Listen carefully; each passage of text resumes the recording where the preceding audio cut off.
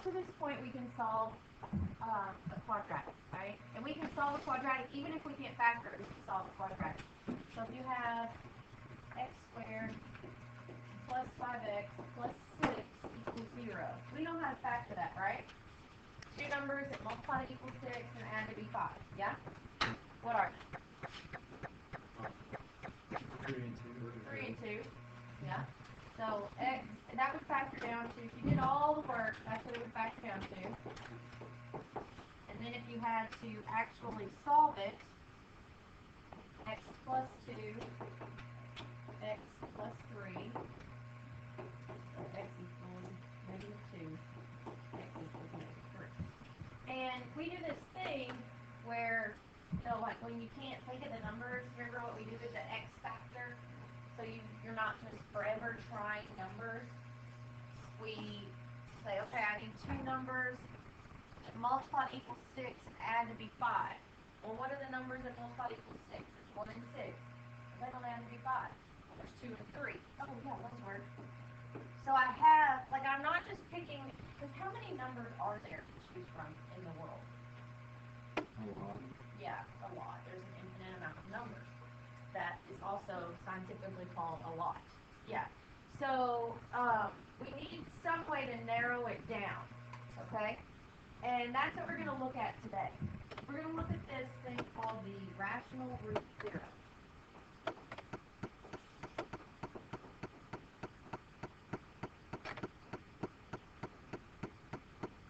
And I'm going to try and give you like a normal, everyday definition of one that you can actually use and think about.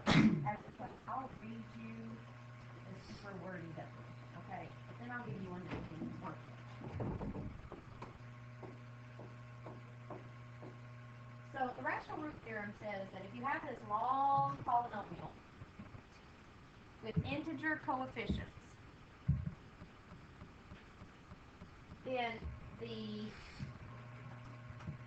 rational zeros, the roots, will be a factor of the last number over the first number. Okay? We call them P's and Q's. That's what we call them. Alright? I think probably the best way to explain it is to just give you an example. Alright? So let's say we've got this polynomial.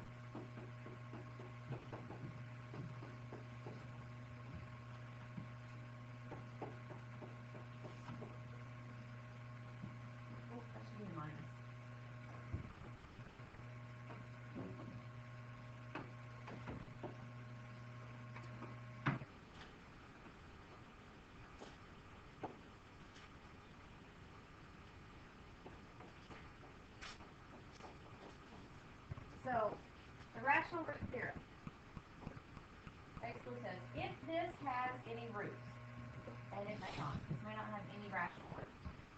There's always that. I could graph this, and it could look like this. It's a positive even. It could look like that. Does that have any rational roots? No. No, it has no real zeros. It doesn't cross the x-axis, so it has no real zeros. It's floating up here, okay? So if it looks like that, it doesn't have it.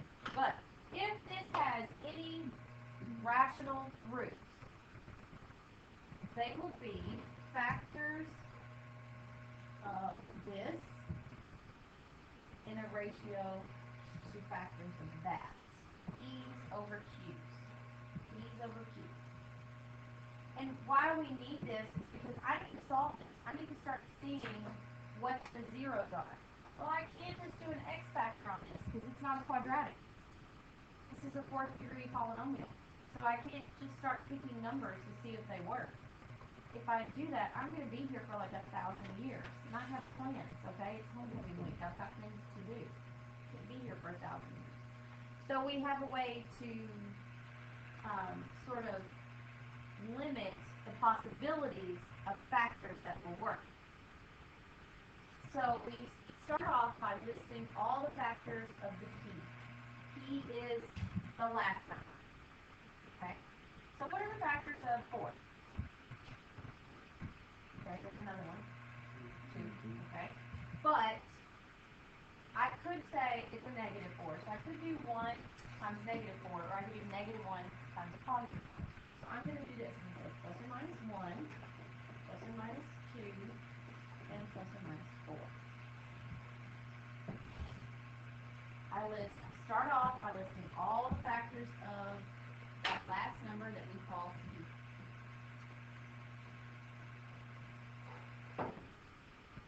And then I list all the factors of the lead coefficient, which we call q. So it's basically your constant over your lead coefficient. So what are all the factors of 3? 1 and 3. Got to do a plus or minus 1 and a plus or minus 3.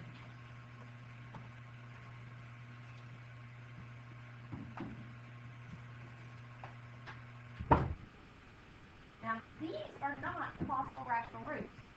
The possible rational roots are these over the q's.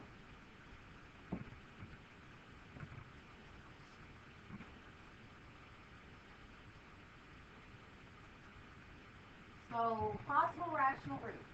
The numbers that I need to see actually if they work in this are 1 over 1, 1 over 3, 2 over 1, which is 2, 2 over 3, 4 over 1, and 4 over 3. So, I'm going to let you write that down and then I'm going to talk. I'll wait. We'll just talk again. It's waiting hard. Okay, you said the waiting is the hardest part. You're right.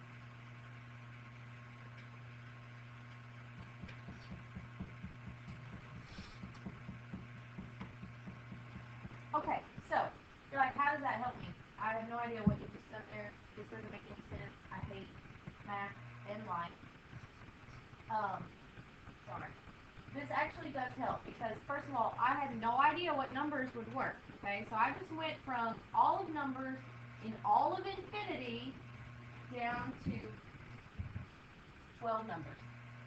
Now I've got the possibility of 12 numbers. So that's pretty good. I mean, I just cut it down from all numbers that exist in the whole wide world to 12, which 12 is still a lot to have to choose from. And I'll show you a little bit later how to narrow it down even more. Because 12 is a lot to choose from. But these are P's and Q's. P over Q. This is the whole process right there of the P's and Q's. Now, let's go from our list of possible rational roots.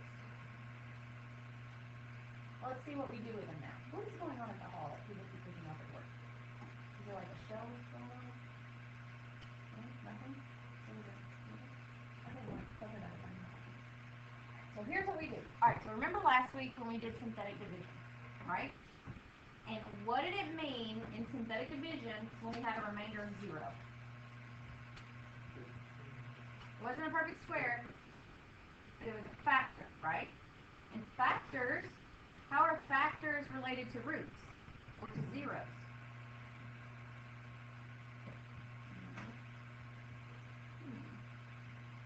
Remember when we graphed it?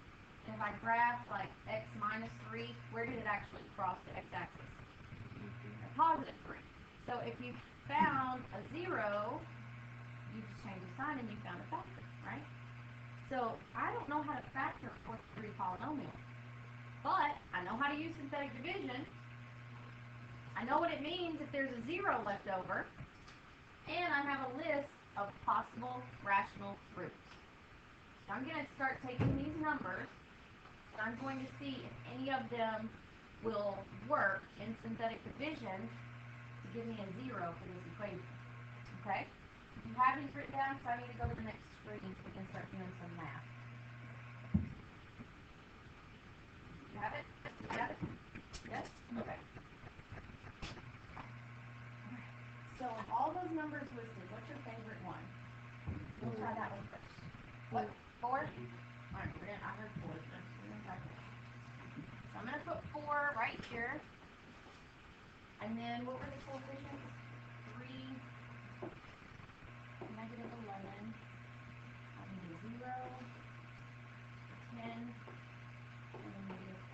I need that, why do I need that 0? Because there's no X squared. Right, there's no X squared. Okay. This is so much easier on the whiteboard, by the way. So I can erase it. I don't have to, like, rip a hole in my paper. Alright, so what do I do first? Bring down the 3. Okay? And then what happens? Alright, 4 times 3 is 12. 1. Okay, then what? So 4 times 1 is 4. That's a 4. And then what? That's 16. Oh, that's 26. 4 times 26 is what? 104? Yes. Oh, yeah. So I'm thinking that 4 does not work. Why does 4? How do I know for certain that 4 is not a 0 here? It has a remainder. I didn't get a 0. That's not a proof. X minus 4 is not a factor of this equation. Okay? It doesn't work. Here's something I want to show you. And this is useful later. 4 is actually our biggest number, so it's not really going to help us here. But there's this thing called the upper bound theorem. And it says if you do synthetic division with a positive number, and you get a whole row of positives down here, there's not a number bigger. So there's no point in testing any more numbers. So like if you did synthetic division with, well, let's just say we did 4, and we had some more numbers out here. We had 16, 18, 38, whatever. With this, according to the upper bound theorem, there'd be no point in testing that 16, what did I say? 38. Like, there's no point in testing those numbers because there are no sign changes here. Nothing is going to be bigger than 4. We need to test the smaller numbers. So that's one way to help you eliminate some numbers. That's called the upper bound theorem. Okay? Alright, so 4 didn't work. We need to test something else. What else do you want to test? 2. Okay.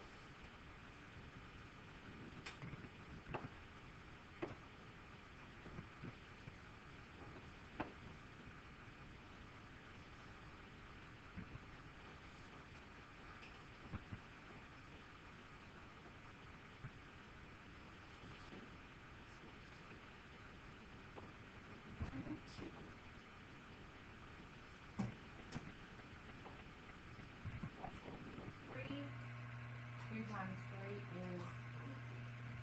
6. That's a negative 5. That's a negative 10.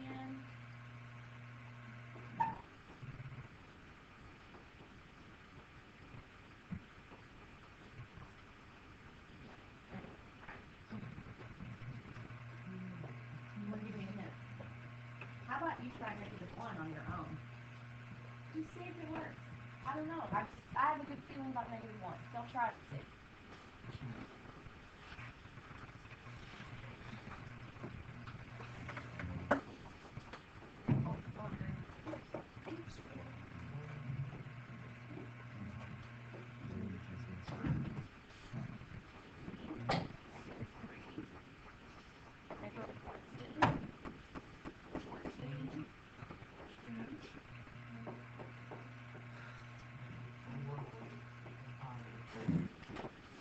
Awesome. Alright. Now, here's what you can do next. This is your depressed polynomial. Okay?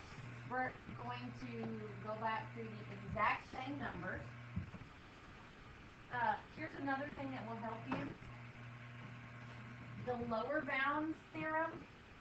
Okay, we just did the upper bounds theorem. The lower bounds theorem says if you use a negative number and all of your answers are alternating signs, positive, negative, then there is not a number smaller than the one you just used.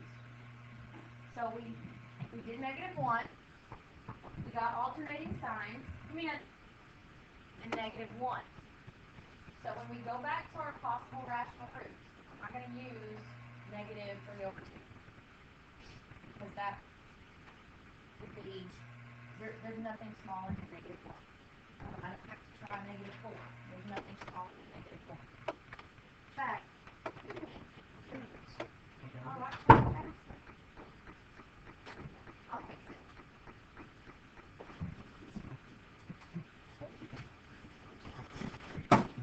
Alright, so from right here, I'm not even going to rewrite this. I'm just going to carry on from here.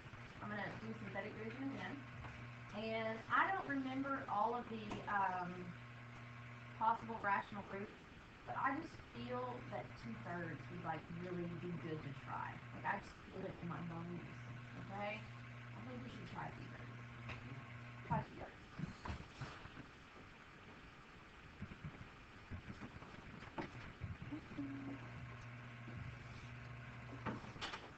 How'd 2/3 work out for you? Good.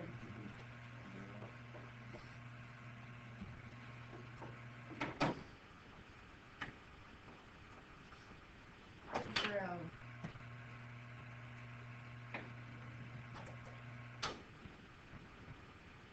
Alright. So I have two of my zeros right here. -1 and 2/3. By the way, what would this look like as a factor? No. X plus 1. Yeah, x plus 1. And as a factor, this one would actually look like 3x minus 2. Because remember that 3 got under there because it was sitting next to the x. Okay, so this would actually look like 3x minus 2. What degree is this polynomial right here? Right, it's a quadratic. So at this point, I would leave the p's and q's and just use quadratic formula. Basically what you're looking at is 3x squared minus 12x plus 6. So save yourself the p's and q's. Once you get it down to quadratic, if you can't factor it, that doesn't factor. If you can't factor it, just use quadratic formula. So we're looking at, not looking at anything with that marker, you can skip. At -b plus or minus the square root of b squared minus 4 times a times c all over 2 times a. What's the discriminant? 72? Sure. I think it is. Is it 72? What's 144 minus... Yeah, I'm pretty sure that you'll check it with the calculator.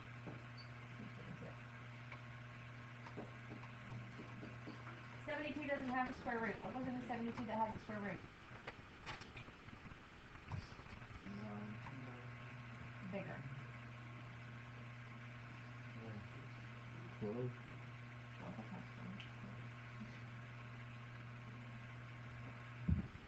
So you like 9? 36. 36, yes.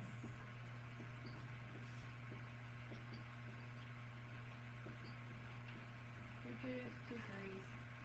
So what's the square root of 36?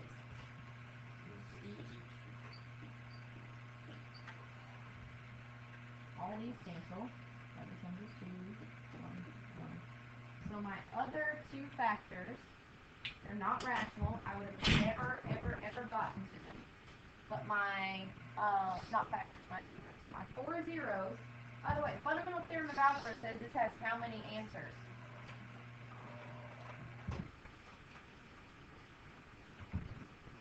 How many answers does this problem have? 4 answers. Fundamental theorem of algebra says you're going to have an answer for every degree. It may be real, it may be complex, but you're going to have an answer for every degree. So here I have 4. I have -1, 2/3, and I have 2 plus or minus the square root of 2. How is that 4? I only see 3 things written here. Plus or minus. Exactly. That's another theorem, by the way. It's called the conjugate pairs. And if you have one radical, like 2 plus square root of 2, you're going to have 2 minus square root of 2. If you have 2 plus I, you're going to have 2 minus I. It's conjugate pairs. That's the whole P's and Q's. That's the whole rational proof theorem, remainder theorem. It's the whole thing. It is not a difficult process. It is time consuming, and we're going to have to plant like 5 trees, okay? Because it's not difficult. I mean, if you think about what we did, let's talk about what we did. We listed the factors of the constant. We called those the P's. We listed the factors of the lead coefficient. We called those the Q's. Then we put all the P's over Q's together. P's and Q's together. Don't forget to do the plus or minus. And then we just started testing them. We just started testing out those numbers to see if they worked. And how do we know if they worked? What's the... Yeah, we have a remainder of 0. That's if they work. Get it down to a quadratic and either factor it or use quadratic formula. It's not a difficult process. But it's not difficult. Okay?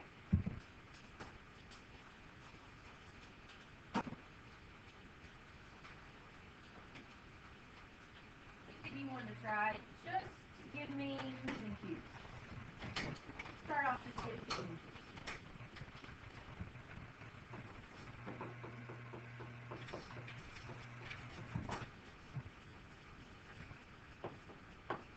What the heck are you doing?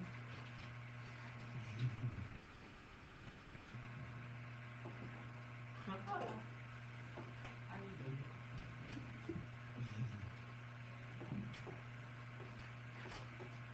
Oh, second.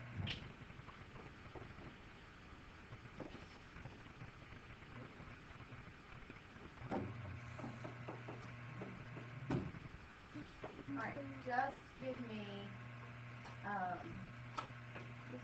P's and Q's.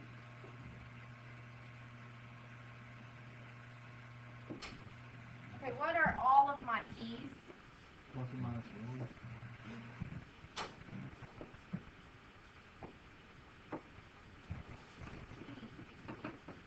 Minus 1. Plus or minus 2. Plus or minus 3. 4. 6. 12. 22. Okay, and the Q's? 1. 2. 3. 6. Right. P's over Q's. Alright. Basically, every one of these has to go over every one of these without reading. Okay, so you're going to have 1, 1/2, 1/3, 1/6, 2. I don't need to put 2 over 2 because I already have 1, and that's the same. But I need to put 2 over 3. I don't need to put 2 over 6 because that's the same as 1/3. So 3, 3 halves. It's not there yet.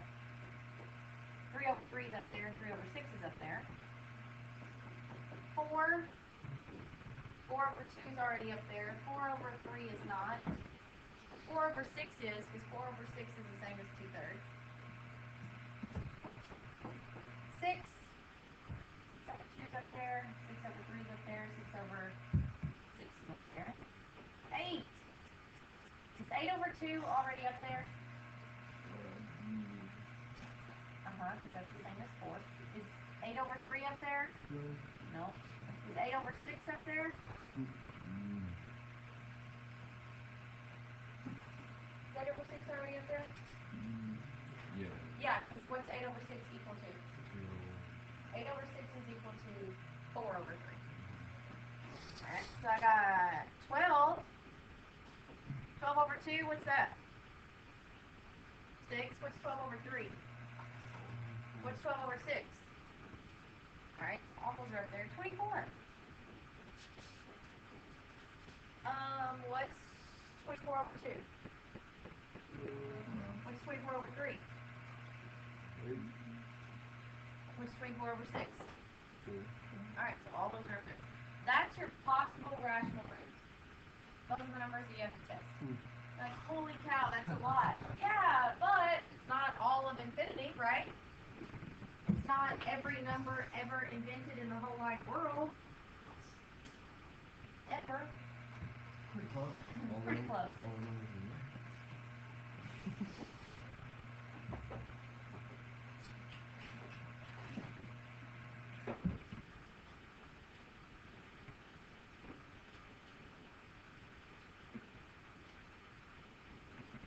Alright, I'm not going to give you a 0, but I'm going to tell you, try 6 first. Try 6. Okay? And I'll tell you why. Try 6. Well, actually, you're going to tell me why I did try 6. So just try 6 first. So 6 didn't work. So no big. No bigger than 6. 8 is out. 12 is out. 24 is out. So you don't have to. We just knocked out a few numbers. Being wrong still helps us. Okay. So that's good. You're done with that. We don't have to check those. Pick numbers smaller than 6. No, I don't care. What would you like to do next? 3. Okay, do 3. I heard 3. Do 3. Do 3.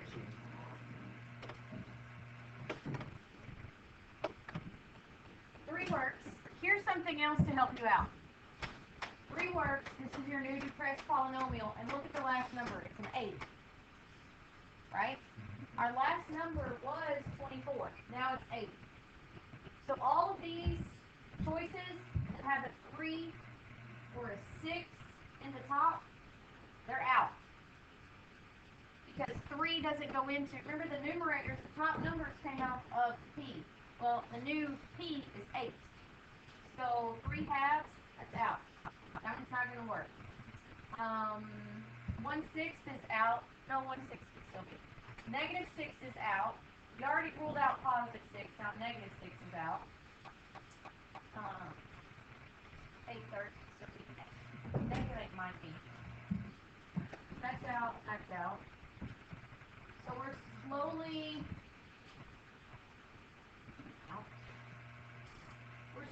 getting rid of more and more possible rational roots, okay? There are still ways, even though, I've got so many numbers, there are ways to eliminate them as you go and have a smaller pool from which to check, okay?